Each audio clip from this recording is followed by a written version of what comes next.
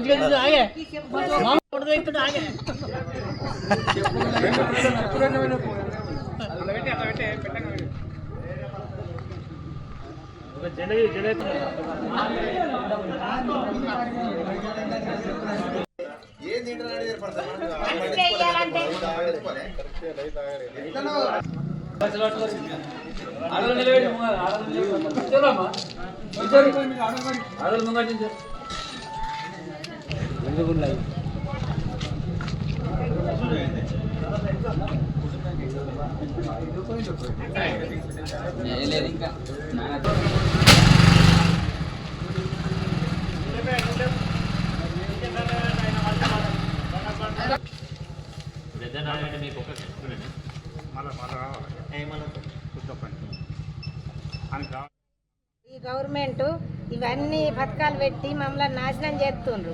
మరి ఎందు గురించి ఇట్లా రైతు బతుకుడా? మరి ఏదైనా నిజమిచ్చి చంపుతారా? మొత్తం రాత్రి నుంచి లైన్ పెడితే ఒక్క సంచి చూస్తే అచ్చులు లేదు. ఈ 8 ఎకరాలు 10 ఎకరాల భూమికి మేము ఆ ఒక్క సంచిని ఎట్లా అల్లుకున్నాడు, ఎట్లా చేసుడు? మోపుకొచ్చినాక ఊరియా లేకపోతే మేము ఎట్లా బతుకుడు? దాదాపు మాకు 10 సంవత్సరాల నుంచి సమస్య లేదు.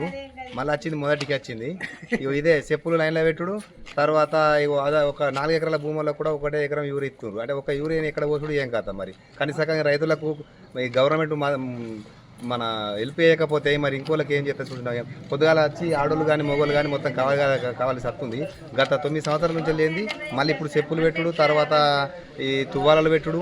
ఈ ఒక్కొక్క సంచి ఒకటే సంచి 10 ఎకరాలు ఉండని ఒకటే సంచి. ఈ ఒక సంచి పోయి ఎక్కడ పోసుడు దేనికి? ఇప్పటికి మొత్తం పొట్ట తీసుకొచ్చినాయి పొలాలు.